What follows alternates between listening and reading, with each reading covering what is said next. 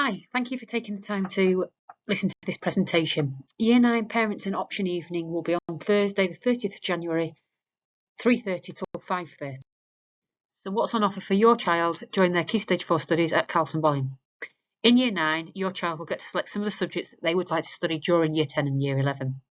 Every child has to study Maths, English and Science, Core PE, which is there's no exam at the end, and RE, again, no exam at the end. The other subjects they take really depends on what they want to do. They will have to select either geography, history, French or Urdu, maybe two of those, and then they will select 2 or 3 of the subjects from the open bucket. The open bucket includes subjects like art, technology, and some of the vocational subjects. Now, the vocational subjects are designed to help them with real-life practical and technical skills, and these subjects include things like construction, IT, catering, hospitality, business and sport. So on Parents' Evening, Option Evening, when you come in, down to the sports hall, you'll get a pack with their DCP scorecard in that will have all their grades for the end of Key Stage 3.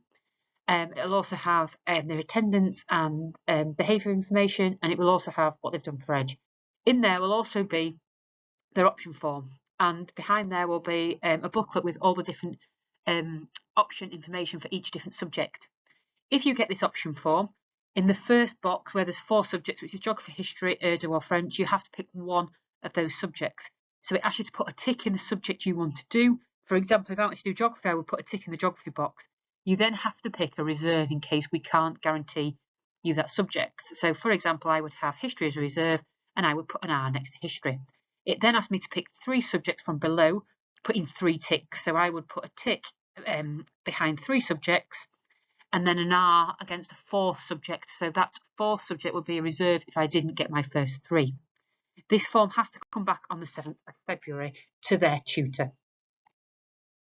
If you get this form in your pack, you have to pick geography or history. So you just put a tick which one you want to do, whether it's geography or history, and then you have to pick a French or Urdu. So you put a tick next to French or Urdu. You would then only pick 2 subjects in the box below. So you would put a tick next to 2 and an R against a 3rd subject. So you'd have 2 ticks and an R against a 3rd subject. Again, this form has to be back to their tutor on the 7th of February. So the next steps. Option assemblies will take place for your child on Wednesday the 22nd of January. I will go through in assembly all the information they will need about picking the right subjects. Please note, we cannot guarantee all first choices will be made. However, we will do our utmost to make sure that every child gets their first choice, but it's not always guaranteed. But we will try our best to make sure that as many students as possible get their first choices. We'll send confirmation out to yourselves about your child's options in June or July. And then the deadline, as already said, for the option forms is Friday the 7th of February to the form tutors. We start to put them on then. So if your child's form is late, their subjects are probably going to not be guaranteed as much as people who get them in on time. In the meantime, please spend some time speaking to the subject teachers on Parents' Evening and finding out whether the subject is right for your child. Think about what subject they enjoy and which subjects they're good at. And again, speaking to the teachers on Parents' Evening and looking at their DCP scorecard will really help you to make those decisions. Also think about what jobs they may be interested in and what they need to do that job. Do some research about the subjects. Would it help them to be successful in the jobs that they want to do in the future?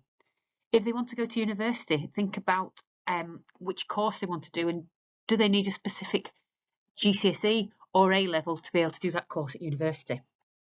Like I've said, plan for the future. So some university courses do require certain GCSEs and A levels. So think about which GCSEs they're doing now. It seems a long way off, but really start to think about what job and what university course, if they want to go to university, which GCSEs they may have to do.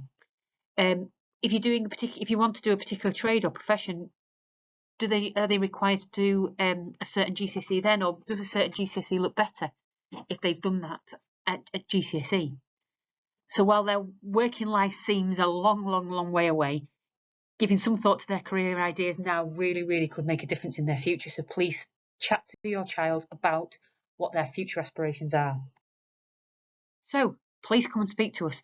You will get the option form on option evening. If you don't come, your child will get the option form later, and this may limit their choices of subjects. Please, on the day, speak to the subject teachers. They know your child. They know how well your child does in their subject. Please speak to each other. Please spend some time talking to your child. What are their future aspirations? What jobs are they interested in? On their DCP scorecard, when you come on Parents' Evening, it will have their career choice on the top. Please speak to them beforehand. Please speak to friends and family who have already studied at Key Stage 4. Which subjects did they do? Which subjects did they like? Did they like GCSEs that had exams? Did they like vocational subjects that have got more coursework and less exam-based? Please have these conversations. I will be available along with other staff on Parents' Evening, so please come and speak to me if you need anything.